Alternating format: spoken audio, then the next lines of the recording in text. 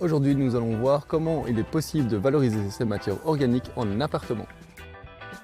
Le vermicompostage, c'est une technique pour valoriser ces déchets à l'intérieur, mais on peut également le faire sur un balcon. Donc le principe, c'est d'avoir une boîte dans laquelle on va élever des vers à compost. Donc ce sont ces vers à compost qui vont manger nos déchets organiques et qui vont les transformer en engrais, tout simplement, donc en nourriture pour nos plantes. On va commencer avec des vers à compost qu'on va trouver dans un endroit où il y a de la matière organique en décomposition, donc soit un compost de quartier, soit un compost au jardin ou quelqu'un qui a des vers à compost à donner sur internet par exemple. Donc on va les introduire dans le premier étage et dans cet étage-là, on va commencer à nourrir avec nos épluchures de fruits et légumes.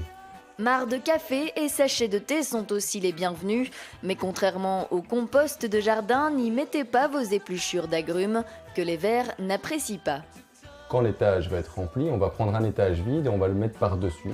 Ces étages sont perforés et donc les petits vers vont passer d'un étage à l'autre en passant par les trous et transformer la matière organique en vermicompost.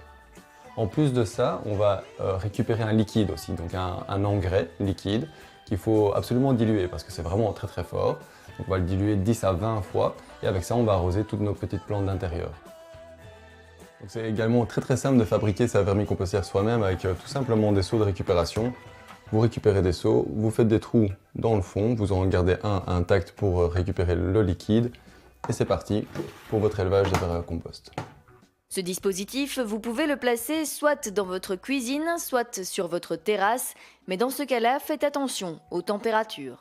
Le ver de terre est un animal à sang froid et donc son activité dépend très fortement de la température. Donc si vous la mettez dehors, en hiver, il faut savoir que les vers de terre vont manger quand même beaucoup moins de vos déchets. Voilà. Donc à l'intérieur, les températures sont plus stables, on peut faire ça toute l'année, été comme hiver, sans problème. Et on cohabite avec nos petits amis les vers de terre dans la cuisine, c'est très sympathique. Si vous n'avez pas envie de cohabiter avec les petits vers, il existe une autre solution, le compost de quartier, comme ici, à Watermal-Boisfort. Les habitants du quartier viennent au minimum une fois par semaine avec leurs petits seaux à compost déposer leurs épluchures de fruits et légumes. Donc on accepte le marc de café, les sachets de thé, toutes les épluchures de fruits et légumes.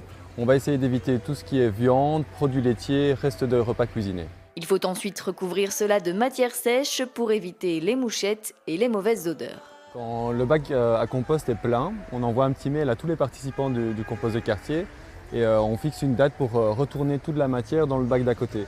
Donc le retournement, ça va permettre vraiment à remélanger toute la matière, la plus jeune avec la plus vieille, celle qui est en périphérie avec le centre. Ça va redonner un coup de boost au compost, il va se décomposer encore plus vite et sans odeur. Le compost de quartier permet de valoriser les déchets organiques, mais aussi de créer de la convivialité entre ses habitants. Les gens qui participent aussi ici, en général, débouchent sur d'autres projets, comme par exemple créer des potagers, fleurir les rues, mettre une boîte à livres, faire une grénothèque, ce genre de choses. Donc ça devient vraiment un lieu assez convivial de partage finalement dans un quartier. Et donc c'est assez sympathique, ça ramène de la sécurité aussi. C'est un aspect non négligeable du compost.